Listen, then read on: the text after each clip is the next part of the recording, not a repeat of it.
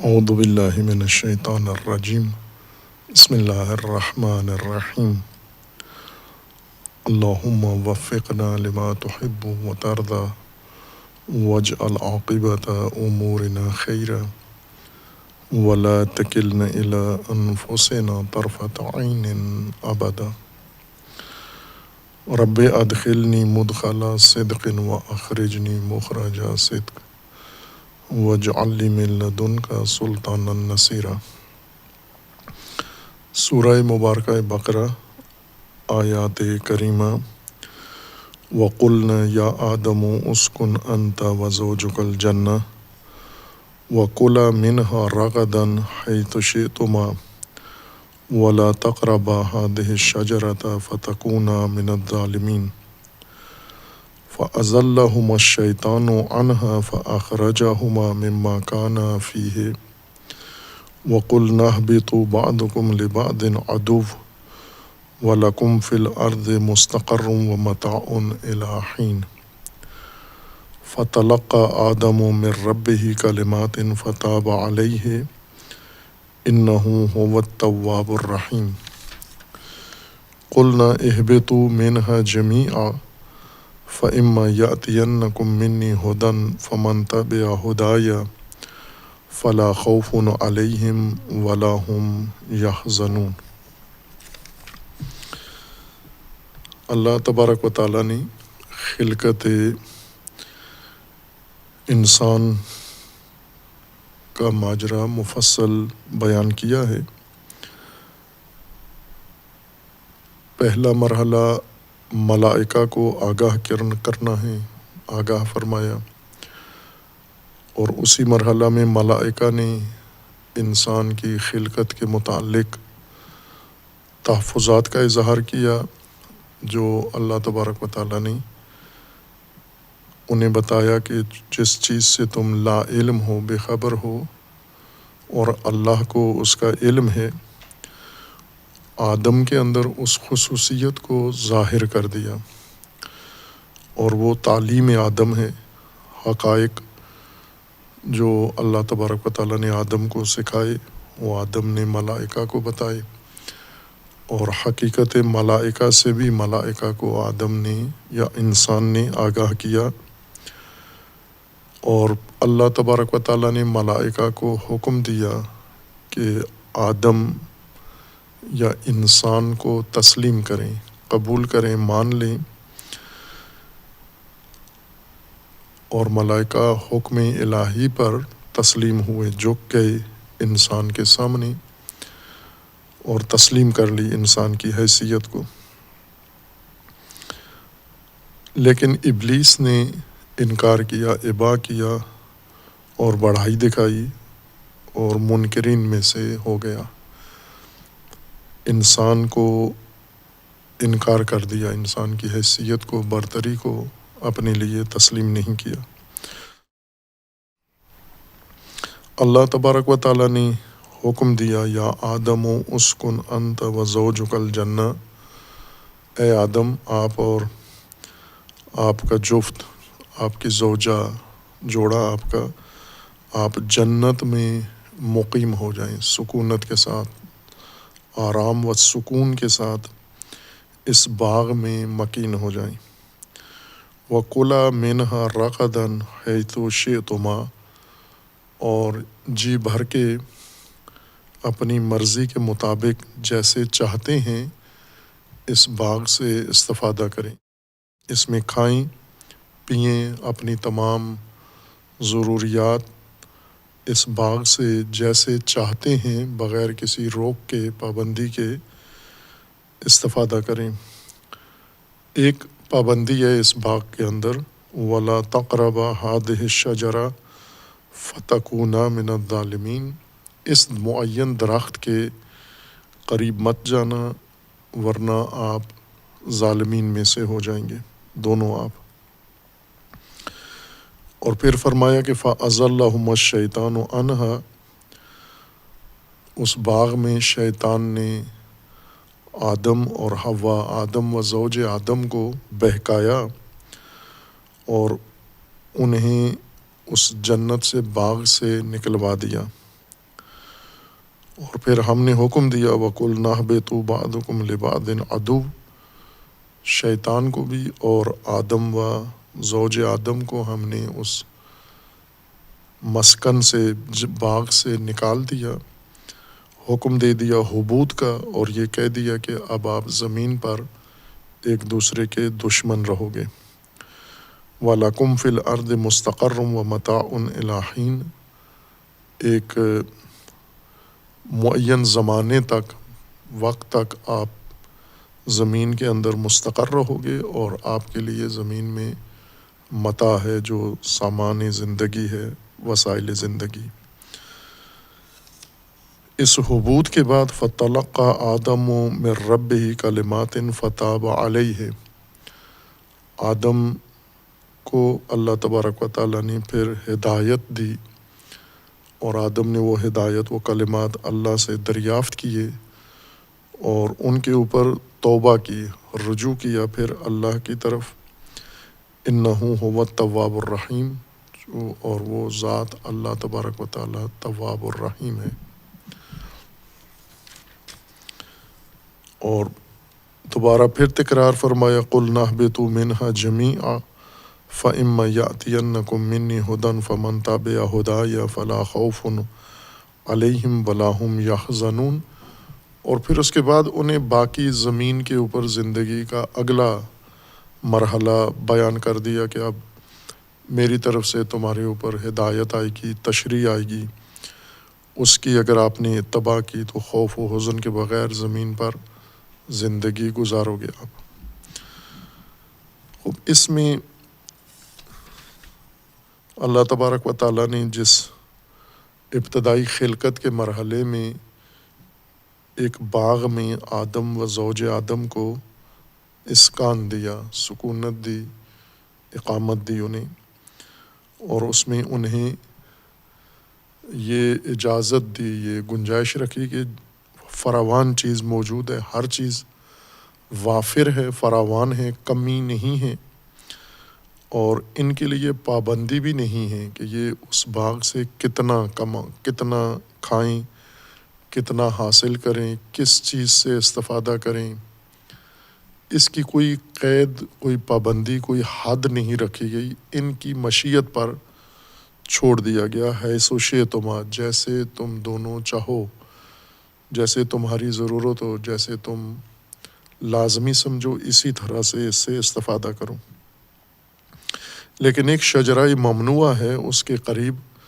نہیں جانا، اس سے دور رہنا ہے، اس سے فاصلے پہ رہنا ہے، ورنہ آپ ظالمین میں سے ہو جائیں گے۔ اور پھر اگلی آیات میں ہے کہ جس چیز سے روکا گیا تھا اسی کا شیطان نے ان سے ارتکاب کروا دیا، انہیں بہکا کر اور لغزش میں مبتلا کر کے۔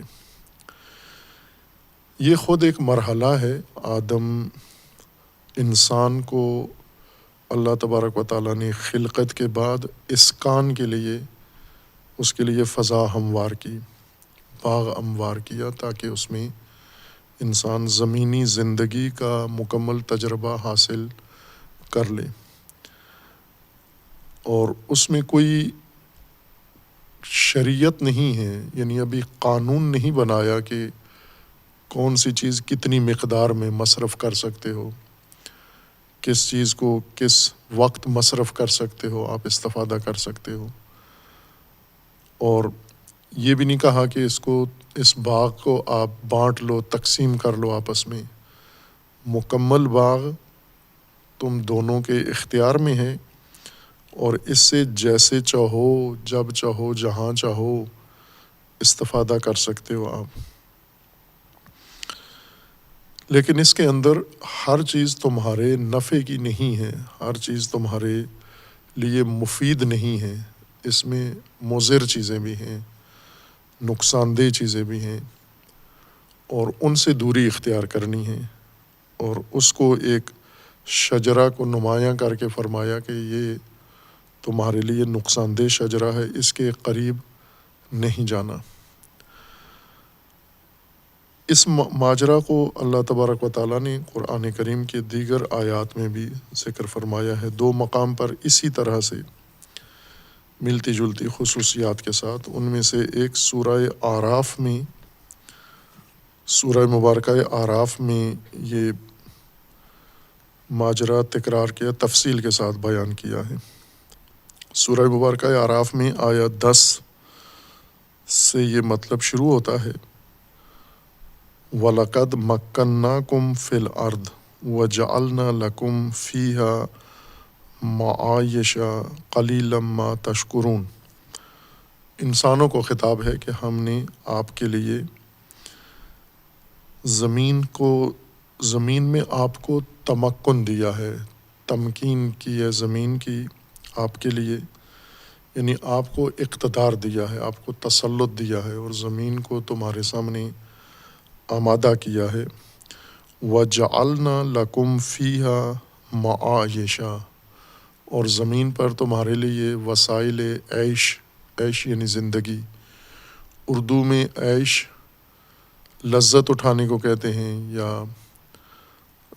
ضرورت سے زیادہ کسی چیز کا ارتکاب کرنے کو کہتے ہیں۔ عربی میں عیش زندگی گزارنے کو کہتے ہیں، عاشا یعنی اس نے زندگی بسر کی، اور معاش وسیلہ جس ذریعے سے اپنے روزگار اور ضروریات زندگی کو پورا کیا۔ وَجَعَلْنَا لَكُمْ فِيهَا مَعَائِشَ، زمین میں تمہیں تمکن دیا، انسانوں کو، تمام انسانوں کو، اور انسان کی تمام نسلوں کو، کسی ایک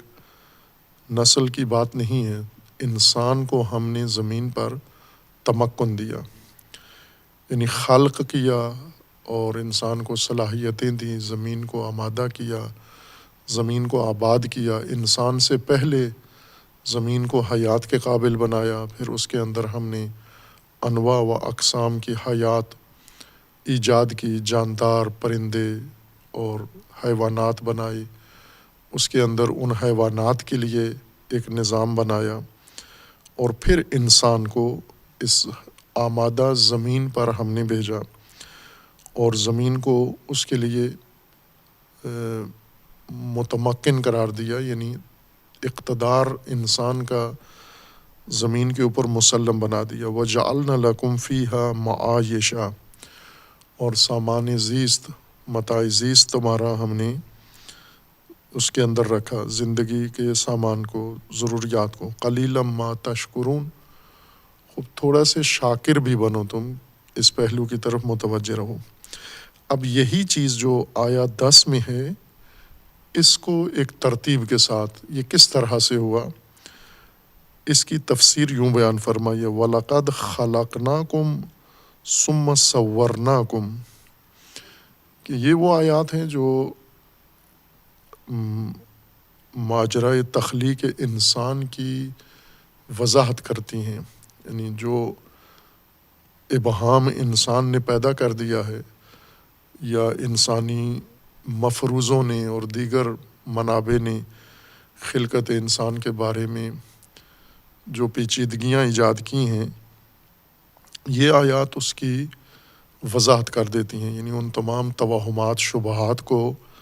برطرف کر دیتی ہیں۔ ان آیات کے ہوتے ہوئے گنجائش نہیں رہتی۔ جیسا عرض کیا تھا کہ قرآن نے کوئی چیز مبہم نہیں چھوڑی، چونکہ کتاب مبین ہے اور عربی اس کی مبین ہے، بیان ہے، یہ ذکر ہے، تو اس لیے اس میں کوئی چیز ایسی ناقص، حدوری اور مبہم و مجمل نہیں ہے۔ اس کے باوجود بھی اگر کسی کے سامنے اس طرح کی صورت پیش آتی ہے تو وہ قرآن کی جانب سے نہیں ہے، وہ اس شخص کی طرف سے ہے یا اس نسل کی طرف سے ہے جو ایک پیچیدہ، متوہم اور مشتبہ ذہن کے ساتھ جب قرآن میں جاتے ہیں، انہی حقائق کے بارے میں پہلے سے ذہن بنا کے جاتے ہیں، پھر انہیں قرآنی مطالب پلے نہیں پڑتے، سمجھ میں نہیں آتے، چونکہ پہلے سے ذہن بھرا ہوتا ہے، اور جو پہلے سے ذہن میں ہے قرآنی حقائق اس کے ساتھ ٹکراتے ہیں، جگہ جگہ پہ سوال اٹھتا ہے۔ اگر ہم صرف قرآن کریم کو دیکھیں کہ قرآن جو وضاحت فرما رہا ہے اس میں کوئی کمی یا ابہام رہ گیا ہے یا نہیں۔ وَلَقَدْ خَلَقْنَاكُمْ ثُمَّ صَوَّرْنَاكُمْ، تمام انسانوں کو خطاب ہے، یہاں پر آدم و حوا یا پہلے آدم کو بشر کو نہیں ہے خطاب، بلکہ تمام انسان جو بھی اللہ نے زمین پر پیدا کیے ہیں ان سب کے لیے ہے۔ وَلَقَدْ خَلَقْنَاكُمْ، ہم نے تمہیں پیدا کیا ہے، تم سب کو پیدا کیا ہے، نہ ایک کو پیدا کیا ہے، تم سب کو ہم نے پیدا کیا ہے۔ ثُمَّ صَوَّرْنَاكُمْ، پھر ہم نے تمہاری صورت بنائی ہے، شکل بنائی ہے تمہاری۔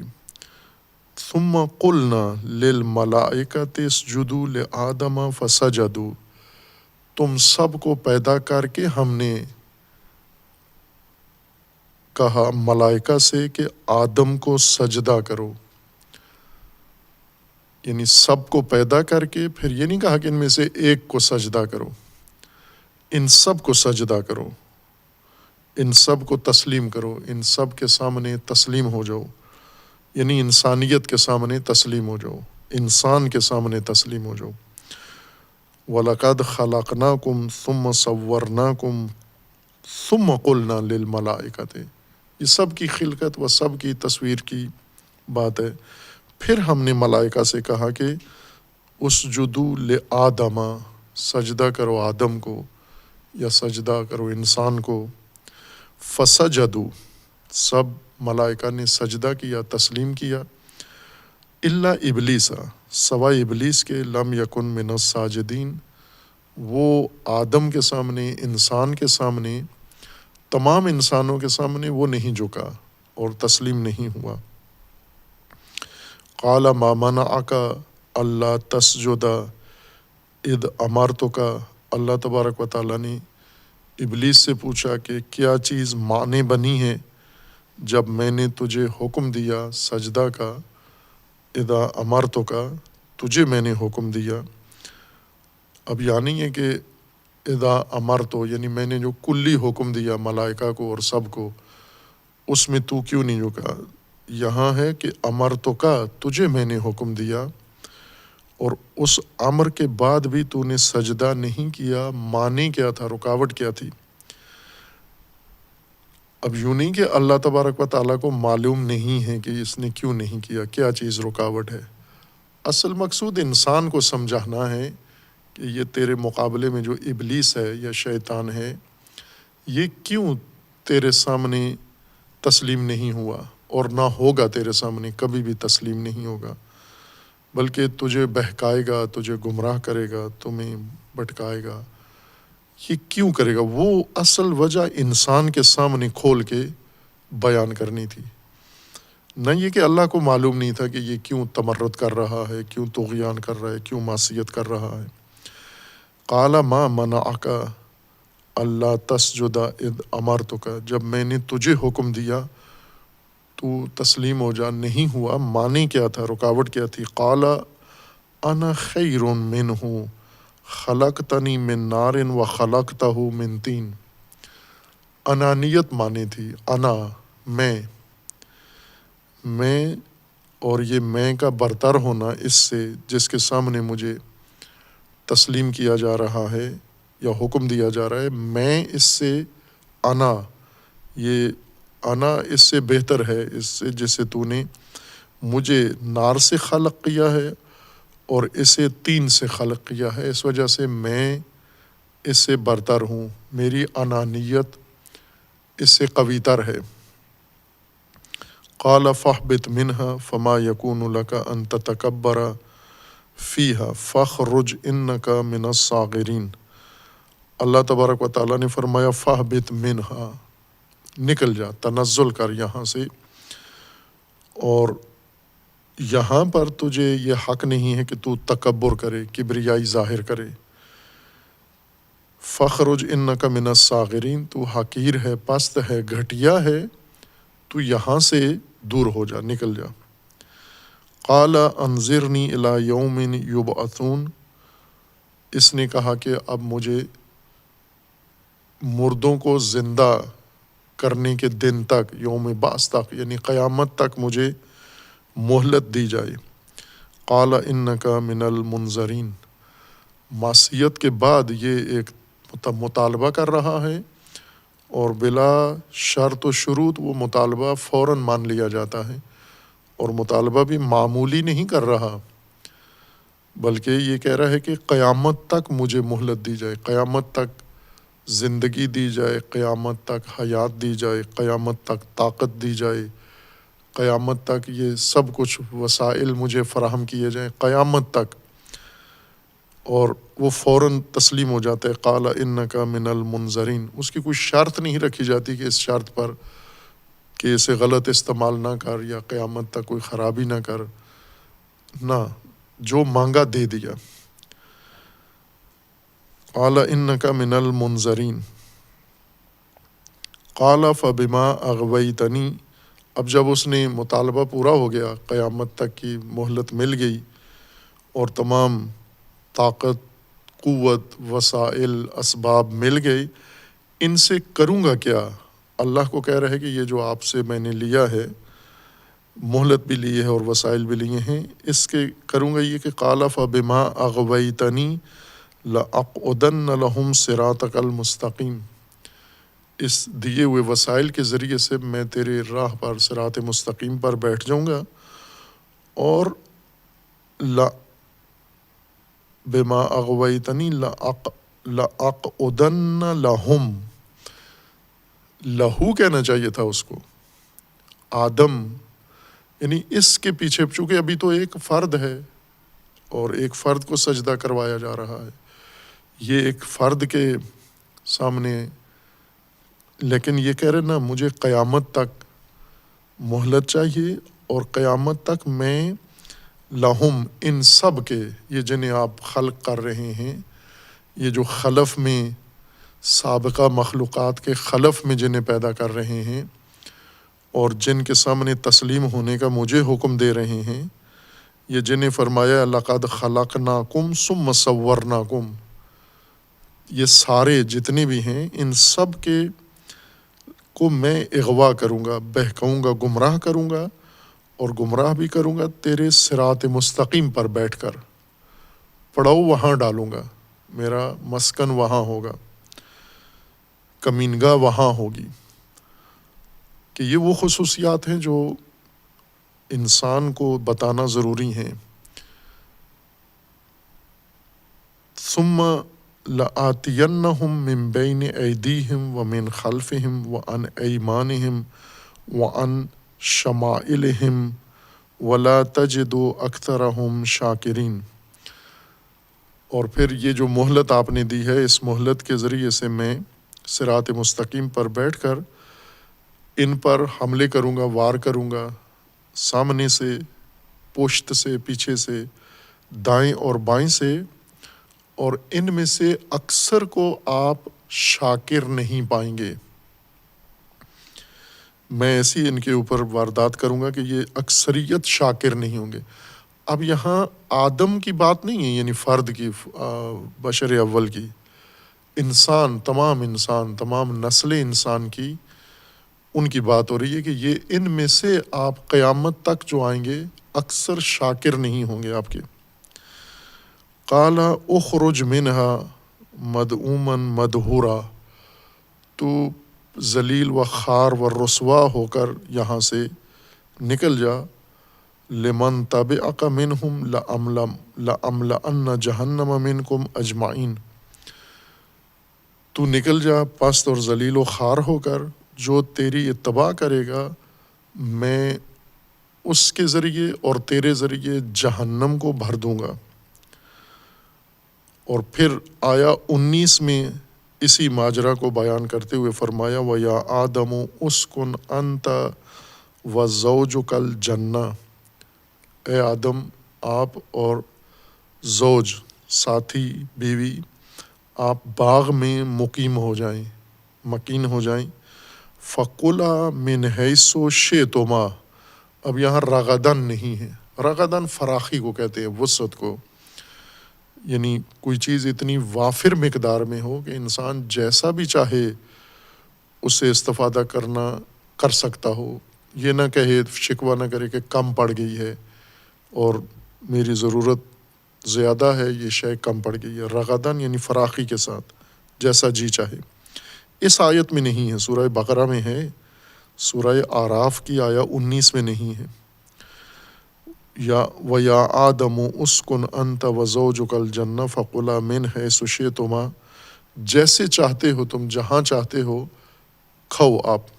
یہ کھانا صرف مقصود نہیں ہے کہ جو انسان منہ سے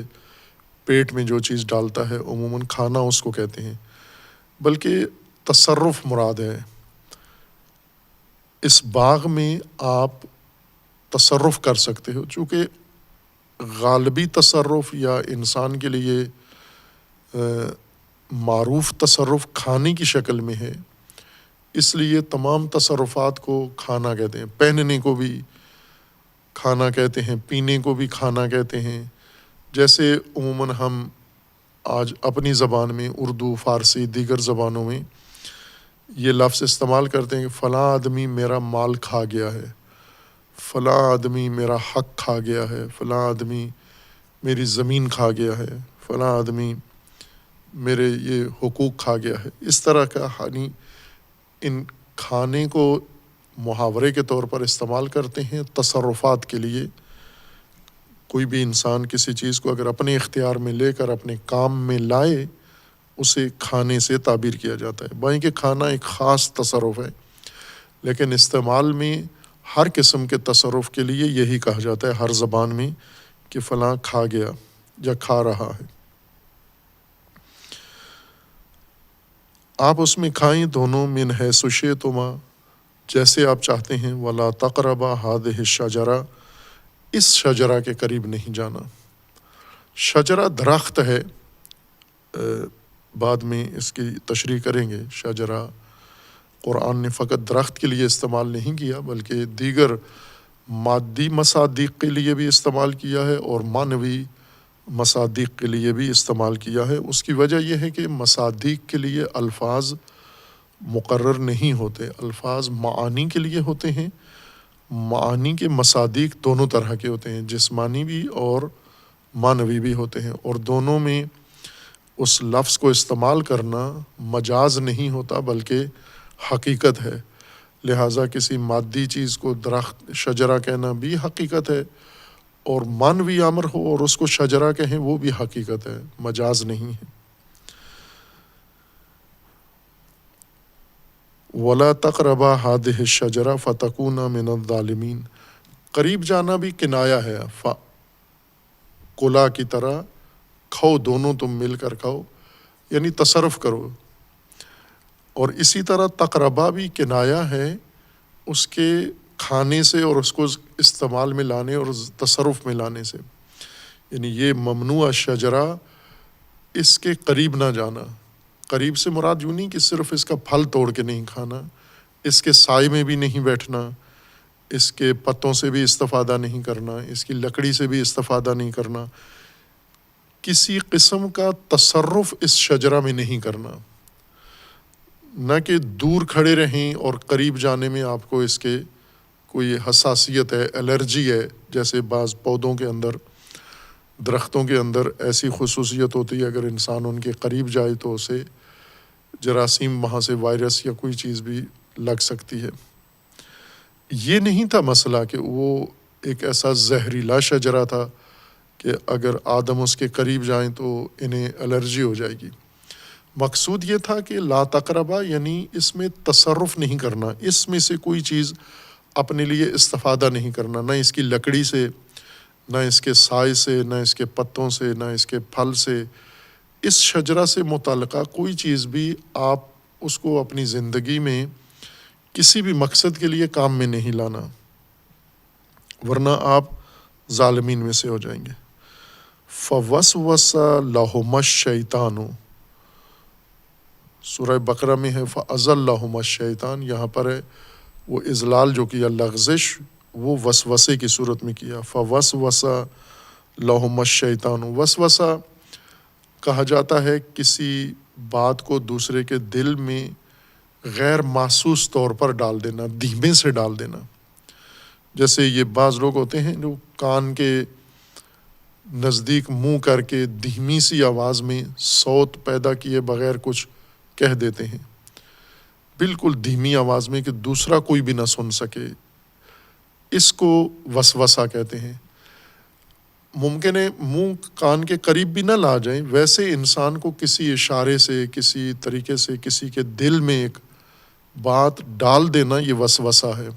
غیر محسوس طور پر ڈال دیں، اس طرح سے کہ جس کے دل میں یہ بات گئی ہے اسے محسوس بھی نہ ہو کہ کون ڈال رہا ہے میرے دل میں یہ بات اور کیوں ڈال رہا ہے، اس طرح سے کہ خود وہ بات چلی جائے، جیسے عموماً روزانہ گھروں کے اندر ہوتا ہے، سماج میں ہوتا ہے، معاشرے میں، طبقات میں جو لوگ اکٹھے رہتے ہیں ان کے اندر یہ کام ہوتا ہے کہ ایک آدمی دوسرے کے بارے میں بدگمانی ڈال دیتا ہے کسی کے ذہن میں، کبھی محسوس بنا کر ڈالتا ہے، نام لے کر کہ یہ فلاں آدمی جو آپ کے ساتھ اٹھتا بیٹھتا ہے یہ قابل اعتماد آدمی نہیں ہے، یہ فاسد آدمی ہے، یہ فاسق آدمی ہے۔ یہ وسوسہ نہیں ہے، یہ جو کھلے بندوں سب کے سامنے محسوس طور پر کہا جا رہا ہے، یہ اور عنوان ہے اس کا۔ لیکن اگر اس طرح سے انسان یہی بدگمانی دوسرے کے دل میں پیدا کر دے، اشارتاً، کنایتاً، کوئی ایسا منظر دکھا کے، کسی چیز کو واسطہ بنا کر، ذریعہ بنا کر یہی بدگمانی دوسرے کے دل میں ڈال دے، اس کو وسوسہ کہیں گے، غیر محسوس طور پر۔ شیطان نے وسوسہ ڈالا، ان دونوں کو ڈالا۔ فقولا بعض جگہ پر ہے کہ آدم کو وسوسہ کیا، بعض جگہ پر ہے دونوں کو کیا۔ فوسوس لہما الشیطان لیبدی لہما ما وری عنہما من سوءتہما، اور یہ کیوں کیا اس نے وسوسہ؟ لیبدی، مقصد شیطان کا یہ تھا تاکہ ظاہر کر دے ان دونوں کے ماوریا، چھپی ہوئی چیزیں، ماوریا عنہما، وہ جو ان دونوں کی چیزیں ایک دوسرے پر چھپی ہوئی تھیں، وہ دونوں پر ایک دوسرے کے وہ مخفی چھپی ہوئی چیزیں ظاہر کر دے، پنہان چیزیں جو پردے میں تھیں ظاہر کر دے۔ من سوءتہما، سوء سو سے ہے، سو یعنی وہ معیوب چیز، وہ سو چیز، بری چیز، یعنی وہ بری جو انسان کو ظاہر ہونے میں بری لگتی ہے، انسان اسے پسند نہیں کرتا، یا کوئی بھی ذی شعور اس کو پسند نہیں کرتا کہ یہ کھلی چیز ہو، یہ ظاہر ہو، چھپی ہوئی ہو، یعنی اس شے کا ہونا برائی نہیں ہے، اس کا ظاہر ہو جانا ابدا اس کا برائی ہے۔ جیسے انسان کی شرمگاہ ہے کہ شرمگاہ ہر انسان کے ساتھ ہے، اور شرمگاہ کا ہونا یہ تو بری چیز نہیں ہے، بلکہ نہ ہو تو بری چیز ہوتی ہے۔ اب جن کی نہیں ہوتی شرمگاہ تو وہ معاشرے میں ان کو تقریباً معیوب نگاہوں سے دیکھا جاتا ہے، جیسے خنثی ہیں، ہجڑے ہیں، جیسے یعنی پیدائشی طور پر عورتوں والی شرمگاہ بھی نہیں ہوتی، مردوں والی بھی نہیں ہوتی، یا دونوں کی مخلوط ہوتی ہے۔ تو اس مخلوق کو عموماً چونکہ یہ وہ اعضاء جن کو شرمگاہ کہا جاتا ہے، یہ اس طریقے سے جس طرح معمولاً ہوتے ہیں اس طرح سے نہیں ہیں ان کے، تو یہ خود نہ ہونے پر یہ جھنپتے رہتے ہیں، شرماتے ہیں، یا ایسا احساس موجود ہے ہر معاشرے میں کہ یہ سالم لوگ نہیں ہیں، پیدائشی طور پر، جسمانی طور پر یہ سالم نہیں ہیں، یعنی ان کے اندر کمی ہے کوئی۔ شرمگاہ بھی انسان کے اعضاء میں سے ایک حصہ ہے، اگر نہ ہو تو ناقص ہے انسان۔ کوئی بھی پسند نہیں کرتا کہ اس کو ایسا بچہ ہو جس کی شرمگاہ نہ ہو، وہ تو ہونا، چونکہ اللہ تبارک و تعالیٰ نے انسان کو پیدا کیا ہے، یا جانور بھی ایسے ہیں، جانوروں کی بھی اگر یہ اعضاء نہ ہوں جن کو شرمگاہ کہا جاتا ہے، البتہ ان کے لیے شرمگاہ نہیں ہے، ان کے اعضائے ذکوری یا اعضائے انوثت یہ اگر حیوان میں بھی نہ ہوں تو بھی معیوب حیوان سمجھا جاتا ہے۔ انسان کے اندر بھی یہ اعضاء انسان کے جسم کی تکمیل ہیں، یہ لازم ہے انسان کا ہونا، لیکن ان کا ظاہر ہونا سیئہ ہے، ان کا نمایاں ہونا، کھلا ہونا یہ سو ہے،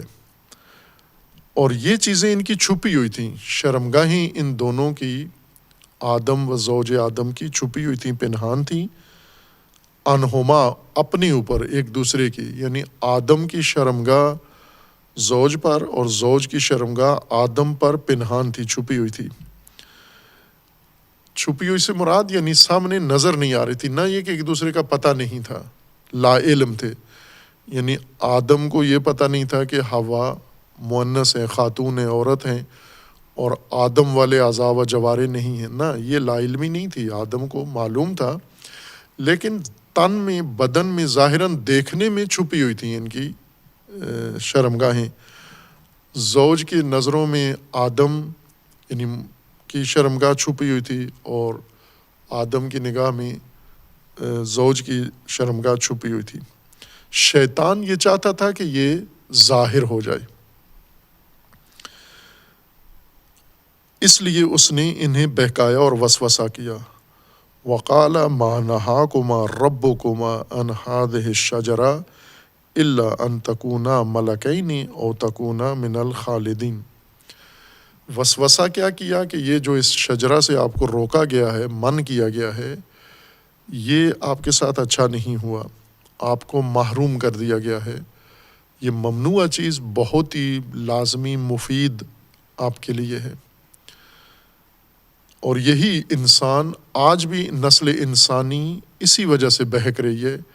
کہ جو کچھ اللہ تبارک و تعالیٰ نے ممنوع قرار دیا ہے، دوسری طرف سے ان کو یہ وسوسہ، یہ احساس تلقین ہوتی ہے کہ اس کے اندر تمہاری کوئی بھلائی ہے، خیر ہے تمہارے اندر اس کے لیے، لہٰذا اس ممنوع کی طرف انسان مائل ہو جاتا ہے ان وسوسوں کے نتیجے میں۔ شیطان نے انہیں اکسایا، بہکایا کہ اس لیے تمہارے رب نے تمہیں اس شجرہ سے روکا ہے، منع کیا ہے، تاکہ تم دونوں ملک نہ بن جاؤ، ملکین۔ ملک عموماً فرشتہ کے معنی میں جیسے ہم ترجمہ کرتے ہیں، ملائکہ میں سے نہ ہو جاؤ، لیکن دوسری آیت میں ہے کہ شیطان نے انہیں کہا تھا کہ اس لیے تمہارے رب نے تمہیں منع کیا ہے تاکہ تمہیں ملک، سلطنت، اقتدار اس زمین پر نصیب نہ ہو جائے، اس لیے تمہارے رب نے چاہا ہے کہ تم اس شجرہ کے قریب نہ ہو۔ یہ شجرہ خلد ہے اور یہ شجرہ اقتدار و سلطنت ہے، اس لیے تمہیں روکا ہے۔ اور انسان کے اندر ان دونوں چیزوں کی خواہش موجود ہے، وہ چاہتا ہے کہ یہ دونوں اسے حاصل ہوں۔ آگے آیت آئے گی سورہ طٰہٰ میں کہ اس نے کہا کہ یہ ملک لا یبلا، یعنی وہ اقتدار و حکومت جو نہ ختم ہونے والی ہو، سست نہ پڑنے والی ہو، وہ اقتدار تمہیں ملے گا اگر یہ شجرہ تناول کر لو آپ۔ اور یہاں پر اس نے کہا کہ آپ دونوں ملکین نہ ہو جاؤ، ملائکہ نہ ہو جاؤ، یا مالک نہ ہو جاؤ اس چیز کے، اور ہمیشہ کی مالکیت آپ کی نہ قائم ہو جائے، اس لیے آپ کو روکا ہے۔ او تکونا من الخالدین، یا یہ کہ تم ہمیشہ زندہ رہنے والے خالدین میں سے بن جاؤ اور موت نہ آئے تمہیں اس شجرہ سے۔ وقاسمہما، قسم کھائی اس نے ان دونوں کے لیے، انی لکما لمن الناصحین، اور کہا کہ میں تم دونوں کے لیے نصیحتیں کرنے والا ہوں۔ فدلہما بغرور، دھوکے کے ساتھ ان کی رہنمائی کی، یعنی انہیں آگے دھکیلا، آگے لے گیا۔ فلما ذاقا الشجرہ، اور جو انہوں نے شجرہ چکھا، کھایا، بدت لہما سوءتہما، ان دونوں کی شرمگاہیں ظاہر ہو گئیں۔ وطفقا یخصفان علیہما من ورق الجنہ، اب چھپانا شروع کر دیے، دونوں نے اپنی شرمگاہیں پنہان کرنا شروع کر دیں۔ وَنَادَاهُمَا رَبُّهُمَا، اور اس وقت ان کے رب نے ان کو ندا کی، أَلَمْ أَنْهَاكُمَا أَنْ تِلْكُمَا الشَّجَرَةَ، کیا تم دونوں کو ہم نے اس شجرہ سے، اس درخت سے روکا نہیں تھا؟ وَأَقُلْ لَكُمَا إِنَّ الشَّيْطَانَ لَكُمْ عَدُوٌّ مُّبِينٌ، کیا نہیں بتایا تھا ہم نے کہ شیطان تمہارا عدو ہے، کھلا آشکارا؟ قالا، دونوں نے کہا، ربنا ظلمنا انفسنا، دونوں نے التجا کی، گڑگڑائے اللہ کی بارگاہ میں کہ ہم نے اپنے اوپر ظلم کیا ہے۔ وَإِن لَمْ تَغْفِرْ لَنَا وَتَرْحَمْنَا لَنَكُونَنَّ مِنَ الْخَاسِرِينَ، اگر آپ نے معاف نہ کیا، رحم نہ فرمایا تو ہم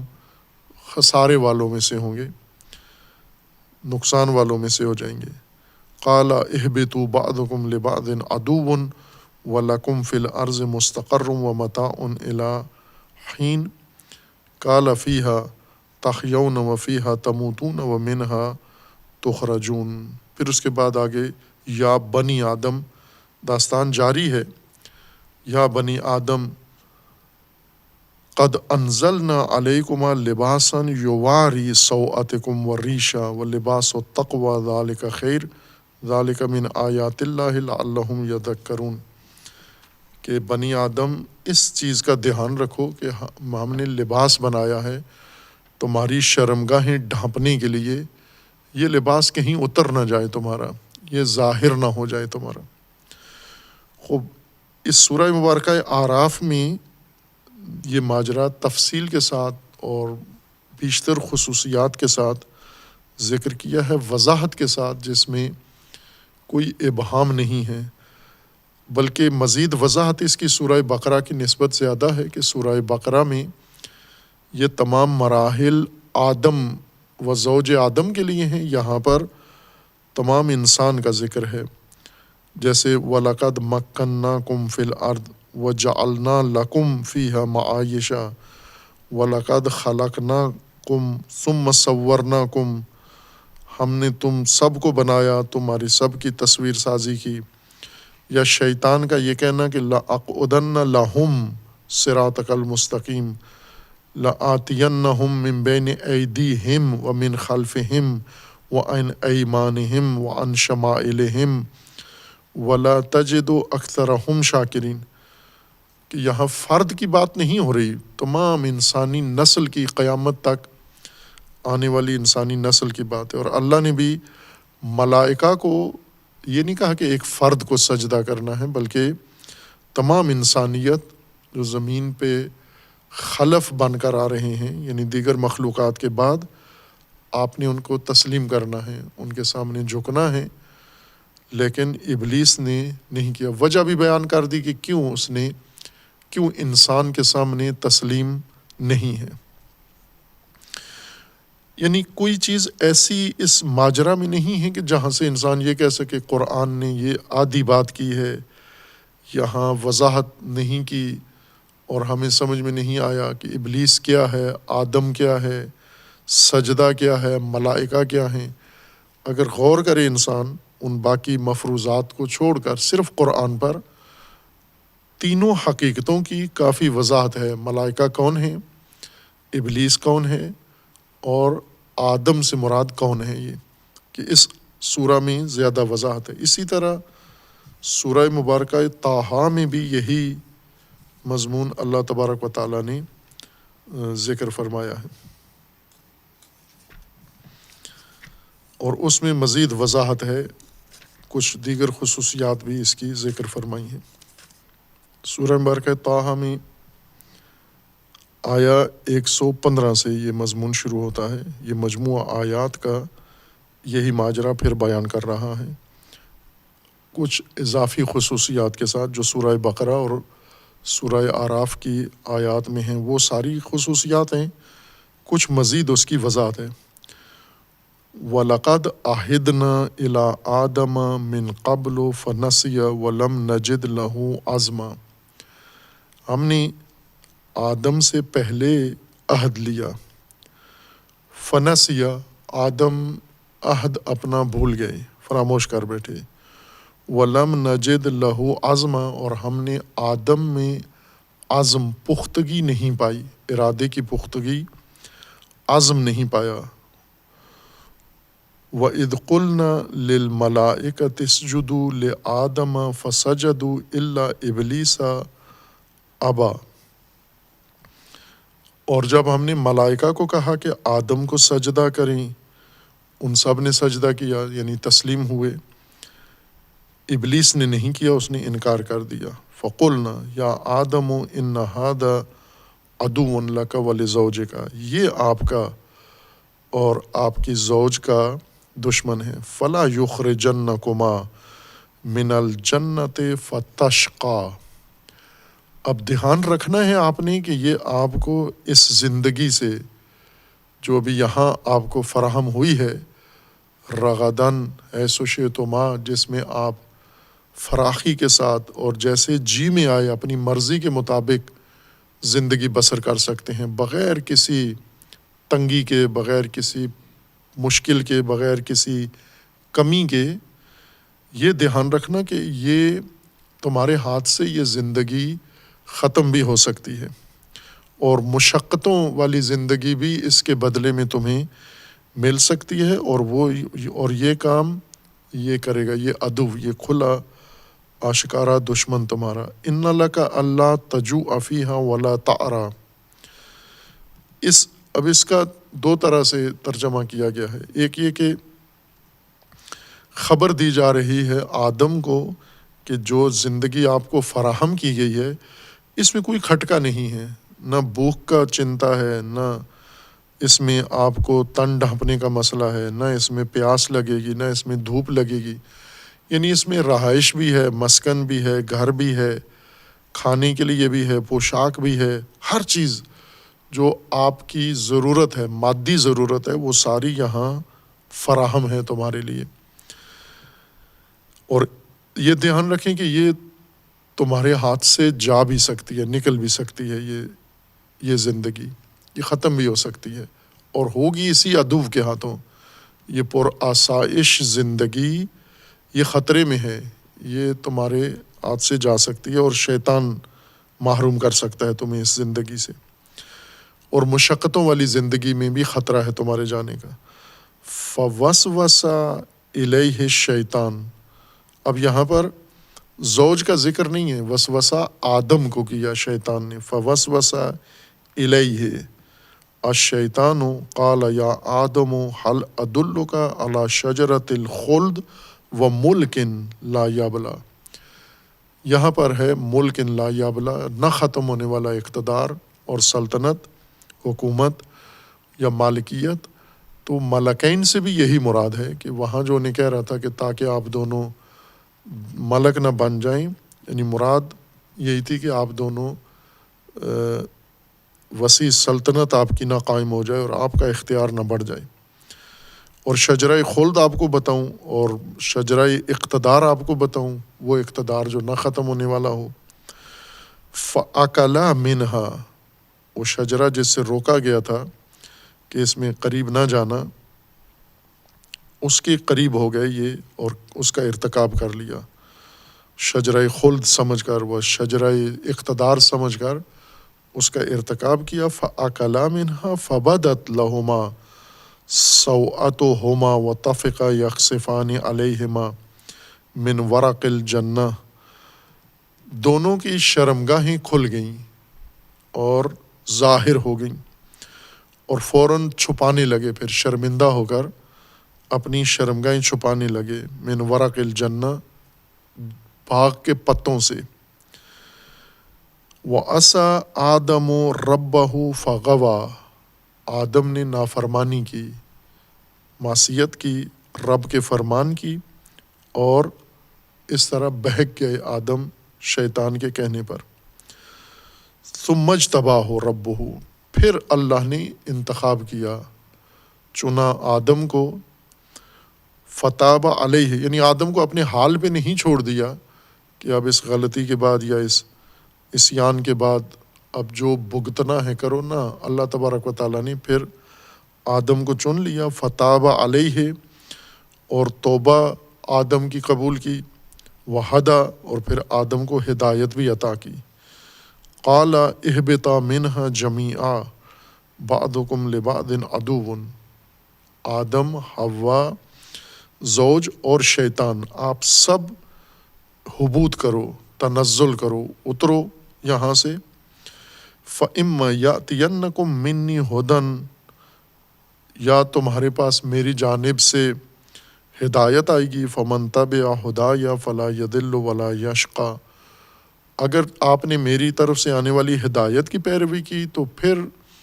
ہدایت پر بھی آ جاؤ گے، گمراہ بھی نہیں ہوگے اور مشقتیں بھی نہیں ہوں گی تمہیں۔ وَمَنْ أَعْرَضَ عَنْ ذِكْرِي فَإِنَّ لَهُ مَعِيشَةً ضَنْكًا، اور جس نے میرے ذکر سے اعراض کیا تو پھر اس کی معیشت بہت تنگ ہو جائے گی، تنگ دست ہو جائے گا، محروم ہو جائے گا زمین پہ رہتے ہوئے، اور مشقت کی زندگی اس کو نصیب ہوگی۔ وَنَحْشُرُهُ يَوْمَ الْقِيَامَةِ أَعْمَى، قیامت میں بھی نابینا اٹھایا جائے گا۔ قال رب لما حشرتنی اعمیٰ، وہ اپنے رب سے کہے گا کہ مجھے نابینا کیوں اٹھایا ہے، وقد كنت بصیرا، میں تو دنیا میں بصارت رکھتا تھا، بینا تھا، مجھے یہاں نابینا کیوں اٹھایا ہے۔ قال كذلك اتتك آیاتنا فنسیتها، جواب رب کا آئے گا کہ یہ اس وجہ سے ہے کہ میری آیات، میری نشانیاں، ہدایت دنیا میں تیرے سامنے آئی تھیں اور تو انہیں فراموش کر دیا، نظر انداز کر دیا۔ وَكَذَلِكَ الْيَوْمَ تُنْسَىٰ، آج تو نظر انداز ہو گیا ہے، آج تو فراموش ہو گیا ہے۔ وَكَذَلِكَ نَجْزِي مَنْ أَسْرَفَ وَلَمْ يُؤْمِنْ بِآيَاتِ رَبِّهِ وَلَعَذَابُ الْآخِرَةِ أَشَدُّ وَأَبْقَىٰ، پھر اس کے بعد یہی داستان جاری، اولم یہد لہم کم اہلکنا قبلہم من القرون یمشون فی مساکنہم ان فی ذلک لآیات لأولی النہی۔ خوب ان تین موارد میں ایک ہی داستان خصوصیات کے ساتھ ذکر کی گئی ہے۔ ان تینوں کو اگر باہم دیکھیں تو یہ ماجرا بالکل واضح طور پر اللہ تبارک و تعالیٰ نے ذکر فرمایا ہے۔ سورہ بقرہ میں ہے وَقُلْنَا يَا آدَمُ اسْكُنْ أَنْتَ وَزَوْجُكَ الْجَنَّةَ وَكُلَا مِنْهَا رَغَدًا حَيْثُ شِئْتُمَا وَلَا تَقْرَبَا هَٰذِهِ الشَّجَرَةَ فَتَكُونَا مِنَ الظَّالِمِينَ، کہ آپ یہاں پر رہو اس باغ میں اور کھاؤ، رغدن کھاؤ، فراخی کے ساتھ، وسعت کے ساتھ، حیث شئتما، جیسے مرضی ہے کھاؤ۔ اب ظاہر ہے کہ آدم کو یہاں نہیں کہا گیا کہ آپ زیادہ کھانا نہیں ہے، زیادہ پینا نہیں ہے، اس مادی چیزوں کے پیچھے نہیں جانا، یہ نہیں کہا کہ آدم کو باغ میں رکھا، اس باغ میں ساری آسائشیں، زندگی کی تمام آرام و سکون، جسمانی مادی سکون سارا فراہم کیا۔ مسجد بنا کے نہیں دی، آدم کو بناتے ہی آدم و زوج کو کہ یہ تمہاری مسجد ہے اور تم دن رات اس کے اندر عبادت کرو اور مسجد سے باہر نہیں آنا، مسجد کے اندر تمہیں ضروریات پوری ہوتے رہیں گی، نہ، باغ بنایا۔ باغ بنایا، باغ سے مراد یعنی جس کے اندر تمام آسائشیں، جیسے ابھی سورہ طٰہٰ میں اور سورہ اعراف کی آیات میں ان آسائشوں کی مزید وضاحت ہو گئی ہے کہ یہ آسائشیں ہم نے ہر طرح کی، جس میں نہ بھوک ہے، نہ پیاس ہے، نہ دھوپ ہے، یعنی دھوپ نہ ہونے کا مطلب یہ ہے کہ یوں نہیں کہ آپ چٹیل میدان میں رات کو سو گئے یا دن کو، بلکہ رہنے کے لیے مکان ہے، اچھا مکان ہے، سہولتوں والا مکان ہے تمہارا، اور کھانے کے لیے تمہارے یہ باغ ہے، اس میں ہر چیز ہے، سبزیاں ہیں، دالیں ہیں، جو تمہاری ضرورت ہے، تمہارے جسم کی ضرورت ہے اور تمہاری خواہش ہے کھانے کی، ان دونوں کے مطابق اس باغ میں ہر چیز اگ رہی ہے، نہ کہ صرف پھل ہیں بلکہ اس میں غلات بھی ہیں، اس کے اندر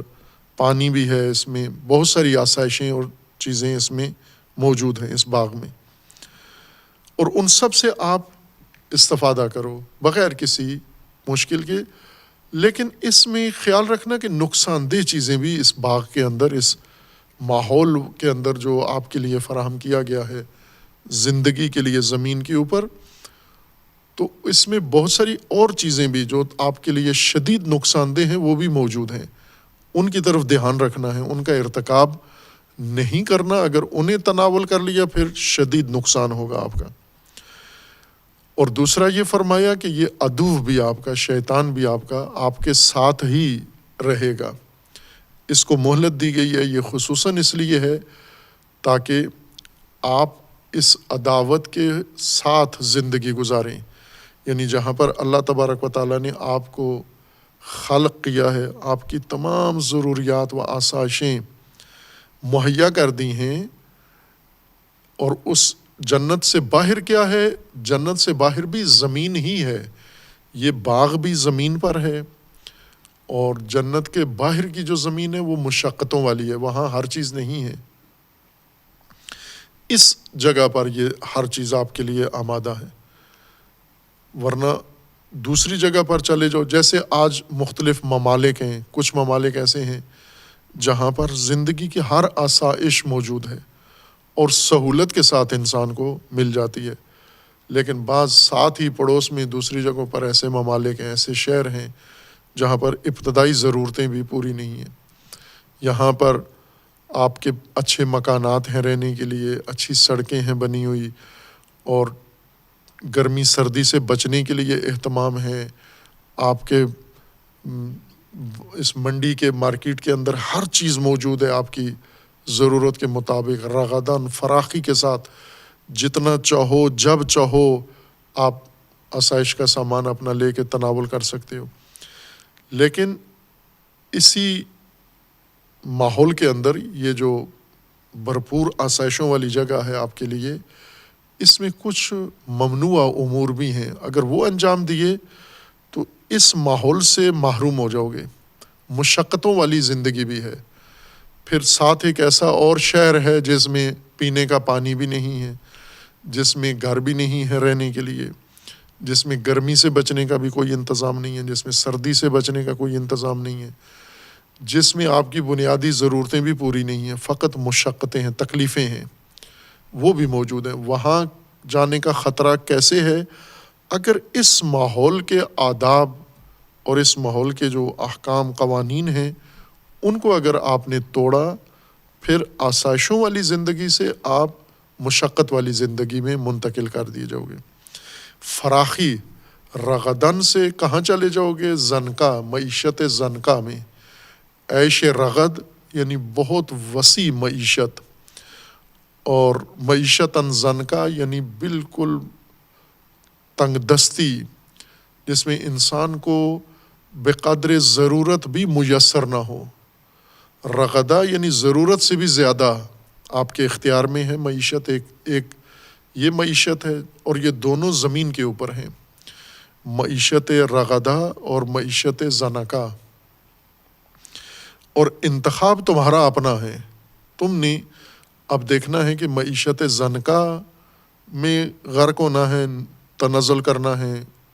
اترنا ہے، نیچے آنا ہے، یا معیشت رغدہ میں رہنا ہے۔ خب آدم کو خلق کرنے کے بعد ملائکہ کو کہا کہ سجدہ کرو، آدم کو نہیں کہا کہ سجدہ کرو۔ یہ جنت ہے، اس میں سجدے کا انتظام ہے، اس میں وضو کا بھی انتظام ہے، اس میں رکوع کا بھی انتظام ہے، نہ اس میں کھانے پینے کا انتظام ہے، اس میں سامان زیست ہے، سامان زندگی ہے تمہارے لیے۔ اور یہ جو ماجرا ہے خلقت کا، خلقت کے ساتھ ہی جو چیزیں انسان کو فراہم کی جا رہی ہیں، وہ نمازیں، روزے، حج کے در گئے، وہ بعد میں ہے، حبوط کے بعد۔ حبوط ہو جائے گا تمہارا، اس حبوط کے بعد ہدایت آئے گی ہماری، اس ہدایت کے اندر پھر یہ ساری چیزیں، عبادتیں اور معنویت اور مسجدیں اور یہ چیزیں اس میں ہیں۔ یہاں کیا ہے؟ تعلیم اور معیشت۔ تعلیم اللہ نے تمہیں دے دی ہے، معیشت بھی اللہ نے بنا کے تمہیں دے دی ہے، تمہارے اختیار میں قرار دے دی ہے،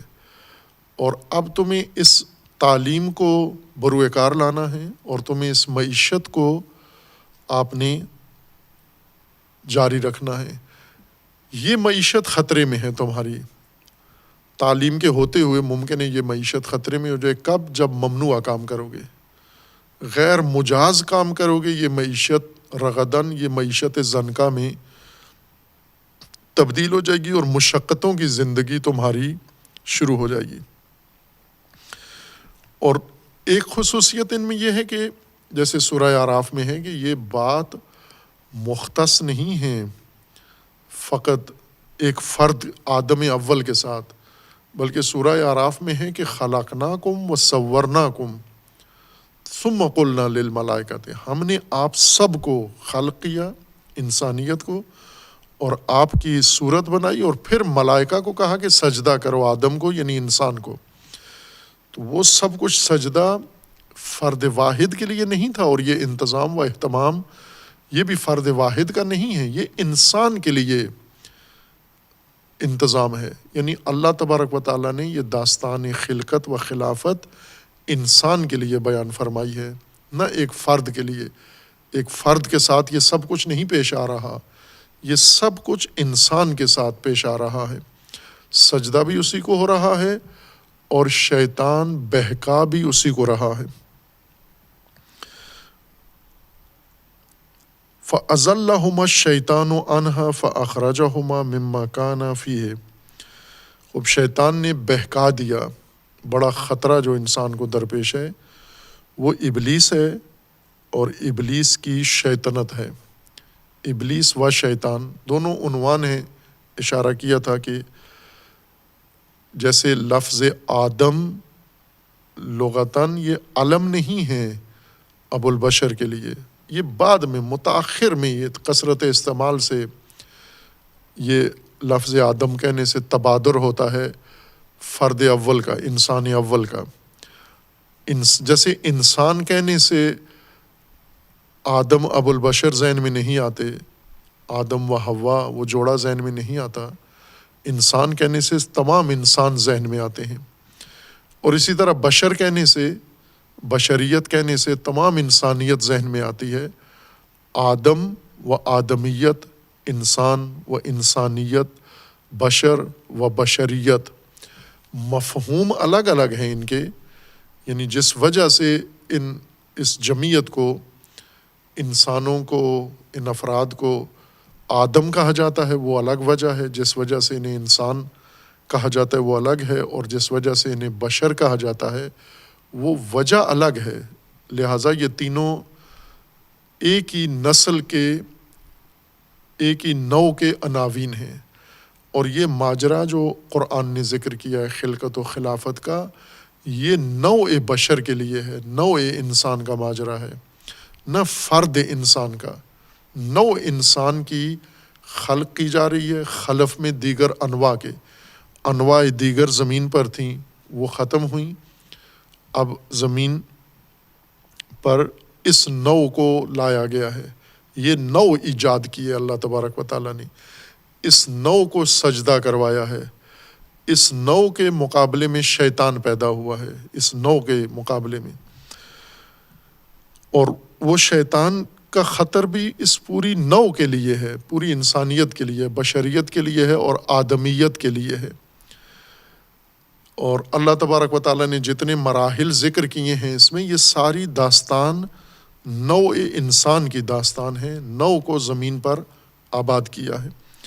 اب یہ بات اپنی جگہ پر ہے کہ وہ خلقت کیسے شروع ہوئی، یعنی فرد اول، اور یا انسان کی حیات سے پہلے، انسان تو متأخر ہے، جیسے قرآن نے کہا کہ یہ تو خلف میں آیا ہے، بعد میں آیا ہے، دوسروں کے بعد آیا، دوسرے پہلے زمین پر آ چکے تھے۔ کون سے تھے؟ حیوانات زمین پر پہلے سے تھے، ان کے بعد انسان آیا ہے۔ جنات زمین پر پہلے سے تھے، انسان بعد میں آیا ہے۔ اور حیات کے مختلف انواع و اقسام زمین پر پہلے سے، مثلا یہ حشرات پہلے سے تھے، یہ پرندے پہلے سے تھے، دریائی مخلوق پہلے سے تھی زمین پر، بہت سارے جانور پہلے سے تھے، نباتات پہلے سے تھے۔ زمین کتنے عرصے میں حیات کے قابل ہوئی ہے؟ خوب یہ ادیان ذمہ داری نہیں سمجھتے، اپنی مذاہب سمجھتے ہیں کہ ہمارا کام یہ مطالعہ زمین کا نہیں ہے، جبکہ قرآن کا زیادہ اسرار اسی پر ہے کہ ہب کرو، زمین کا مطالعہ کرو، سماوات کا مطالعہ کرو، سماوات و ارضین میں جو کچھ ہے اس کا مطالعہ کرو، یہ آپ کا موضوع ہے، یہ دین کا موضوع ہے، یہ دینی علوم ہے۔ لیکن انہوں نے اپنے علوم الگ کر لیے ہیں اور ان علوم کو الگ قرار دے کر وہ پڑھ کے اپنے آپ کو عالم دین کہتے ہیں۔ یہ علوم غیر دینی، یعنی یہ موضوعات غیر دینی علوم نے لے لیے ہیں، یعنی طبیعیات، فلکیات، سماویات، حیاتیات، نباتات۔ خب یہ تمام موضوعات تو قرآن کے ہیں کہ یہ اللہ نے بنائے ہیں اور یہ آپ کے لیے جاننا ضروری ہے، اور یہ ضروری ہے، یعنی علوم اسلامی، علوم قرآنی کے پاس یہ شناخت ہونا ضروری ہے کہ کیسے حیات زمین پر پیدا ہوئی، زمین کب آمادہ ہوئی حیات کے لیے۔ زمین جو پہلے کسی اور چیز کا حصہ تھی، پھر اس کے بعد الگ یہ گولا، یہ کرہ والا بنا، پھر یہ گرم تھا، یہ ٹھنڈا ہوا، کتنا عرصہ لگا یہ ٹھنڈا ہوا، پھر اس کو ٹھنڈا ہو کر کتنا عرصہ لگا کہ اس کے اوپر وہ حیاتی عناصر پیدا ہوئی، یعنی ہوا پیدا ہوئی، پانی پیدا ہوا، پھر اس ہوا اور پانی سے حیات کب شروع ہوئی، زمین کب حیات کے لیے تیار ہوئی، اور ابتدائی حیات کہاں سے شروع ہوئی، پھر کیسے پھیلتے پھیلتے انسان تک پہنچی۔ علوم دینی یا آج جو علوم دینی جن کو کہا جاتا ہے، وہ تو اپنے آپ کو ان سوالات کا جواب نہیں سمجھتے، وہ تو کہتے ہیں ایک معجزے کے ذریعے ہوا، یعنی ایک کن فیکون سے زمین پیدا ہو گئی، ایک کن فیکون سے آسمان پیدا ہو گیا، ایک کن فیکون سے انسان پیدا ہو گیا۔ اس کے وہ جان چھڑا لیتے ہیں اپنی یہیں پر بات کر کے، اور اللہ کے خلقت کے نظام کی تشریح اور اس کی شناخت اپنا وظیفہ ہی نہیں سمجھتے۔ لیکن دوسرے علوم نے ایسا نہیں کیا، انہوں نے غیر ذمہ دارانہ جواب نہیں دیا یا غیر ذمہ دارانہ کردار ادا نہیں کیا، وہ باقاعدہ اس کے لیے عہدے دار بنے کہ ہم کریں گے یہ کام، ہم مطالعہ کریں گے، اور اس مطالعہ سے ہمیں معلوم ہوگا، جہاں تک انسان کی دسترس میں ہے، کہ زمین کب حیات کے قابل ہوئی ہے۔ خوب یہ مطالعہ ہے ان کا، اور آج وہ نظریات یا وہ تجربات، مشاہدات کا نتیجہ انسان کے پاس ہے کہ اس کے اوپر تو کروڑوں سال لگے ہیں، کہ زمین نہ تھوڑا عرصہ، کروڑوں سال لگے ہیں کہ زمین بننے کے بعد، یعنی زمین الگ ہونے کے بعد، وہ کرہ، یہ گولا بنا میں زمین، یہ سیارہ، یہ ستارے کا حصہ تھا۔ ستارہ یعنی بگولا، ایک بگولے سے جدا ہوا، بگولے سے جدا ہو کے پھر آہستہ آہستہ ٹھنڈا ہونا شروع ہوا، کروڑوں اربوں سال لگے یہ ٹھنڈا ہوا، پھر ٹھنڈا ہوتے مزید اس فضا کی وجہ سے ٹھنڈا ہوتے ہوتے پھر اس کے اندر آثار حیات پیدا ہوئے۔ کب پیدا ہوئے؟ کروڑوں سال پہلے پیدا ہوئے۔ انسان، موجودہ نسل، یہ 6000 سے 10,000 سال قدیمی ہے، جبکہ زمین پر حیات کروڑوں سال پہلے ہے، اربوں سال پہلے سے ہے، جب سے زمین آمادہ ہوئی ہے۔ خب اس وقت سے زمین کے اوپر مخلوقات ہیں، ان کے خلف میں انسان آیا ہے، پہلی مخلوق نہیں ہے، نووارد نہیں ہے کہ ابھی زمین دیکھ رہی ہے کہ ایک جاندار آیا ہے بنام انسان، پھر بعد میں انسان کے لیے ایک گائے، بھیڑ، بکری پیدا کی گئی۔ جب انسان آیا تو یہ سب پہلے سے موجود تھے، سب زمین آباد تھی ان سے، اور یہ زمین پہ زندگی گزار رہے تھے، بلکہ جنات زمین پر تھے، یا بعض روایات کے مطابق کہ نسناس زمین پر تھے۔ انسان کا خلف ہونا بتاتا ہے کہ پہلے بہت کچھ تھا زمین پر، ہم نے اس خلف کا رخ کسی اور طرف موڑ دیا ہے کہ یہ اللہ کے خلف میں آیا ہے، اللہ کے بعد یہ آیا ہے، نہ، یہ اللہ کی مخلوقات کے بعد آیا ہے۔ تو اللہ نے زمین کو پہلے سے متعدد، متنوع مخلوقات سے آباد کیا ہوا تھا، وہی مخلوقات جن کے آج تیل سے پٹرولیم نکل رہا ہے، زمین بھری ہوئی ہے تیل سے۔ یہ کس کا تیل ہے؟ ان زندہ جانداروں کا تیل ہے، عظیم الجثہ، جو ختم ہو گئے اور دب گئے، اور کتنے لاکھوں سال لگے کہ ایک جاندار یا ایک نو پوری وہ پگھل کے اس کا خون زمین کے نیچے جمع ہو کے پٹرولیم بن جائے۔ خب یہ مطالعات علوم دینی اپنی ذمہ داری نہیں سمجھتے، علوم دینی اور موضوعات انہوں نے لے لیے ہیں، لیکن دوسرے علوم نے یہ کام کیا ہے، یہ ان کی نیابت میں انہوں نے یہ کام کیا ہے کہ کتنا عرصہ لگتا ہے زمین کے نیچے یہ مائعات، یہ گیسیں بننے میں، پیٹرولیم بننے میں، اور یہ کن چیزوں کا، یہ گیسیں اور پیٹرول کس چیز کا نتیجہ ہے، یہ علم زمین شناسی سے پتہ چلتا ہے انسان کو۔ اس لیے اللہ تبارک و تعالیٰ نے یہ جو فرمایا کہ میں خلف میں بنا رہا ہوں، تو یہ خلف پہلے کی آبادی کی طرف اشارہ ہے۔ جیسے اگر کہا جائے کہ یہ شخص خلف میں آ رہا ہے، جانشین آ رہا ہے، تو جانشین کا مطلب یعنی پہلے ایک سلسلہ موجود ہے، پہلے ایک سلسلہ قائم ہے، یہ اسی کا ایک حصہ یا اسی کا تسلسل بن کر آیا ہے۔ خوب اس کو زمین پر آباد کر کے زمین کو اس کے لیے تیار کیا گیا، اور زمین کو اللہ تبارک و تعالیٰ نے مرحلہ اول میں انسان کو مادی زندگی بنائی اور مادی آسائشیں پہلے دی، مقدم کی، ہدایت بعد میں نازل کی۔ حبود کے بعد یعنی پہلے انسان کو ساری مادی آسائشیں دیں، جنت، باغ اور کلا رغدن، ہر چیز فراوان، اور اس میں انسان کی غلطی اشتباہ کے نتیجے میں پھر باقاعدہ قانون سے اس کو ہدایت آئی، قانون بنایا گیا، پھر اس قانون کے بعد اس قانون میں پابندیاں اور تشریعات اور احکامات اس کے لیے مقرر ہوئے۔ ورنہ شروع میں اس کو عقل دی گئی، اس کو شعور دیا گیا، اس کو علم دے دیا گیا اور زندگی کے وسائل دے دیے گئے۔ پابندیاں نہیں تھیں اس کے لیے، تشریعات نہیں تھیں اس کے لیے، حرام و حلال نہیں تھا اس کے لیے، بلکہ ممنوع تھا، یعنی انسان کے لیے مضر و مفید اس ماحول میں ساری چیزیں تھیں، اور اس کا علم انسان کو دے دیا گیا، ساتھ خبردار بھی کر گیا کہ شیطان بھی موجود ہے جو آپ کو بہکائے گا، جو آپ کو نقصان پہنچائے گا۔ بعد میں انسان نے ناقدری کی، اس فضا سے باہر آیا، اور پھر ہدایت کی ضرورت پڑی کہ اس کو علم، شعور، عقل کے ساتھ ساتھ اس کو اب ایک منظم، مدون، منشور کی بھی ضرورت ہے، ایک نظام کی بھی ضرورت ہے، ورنہ شیطان نے جو قسم کھائی تھی پوری کر دکھائی، یعنی اکثر کو غیر شاکر بنا دیا۔ اب یہ جو شیطان کے بہکاوے میں آئے ہیں، ان کو دوبارہ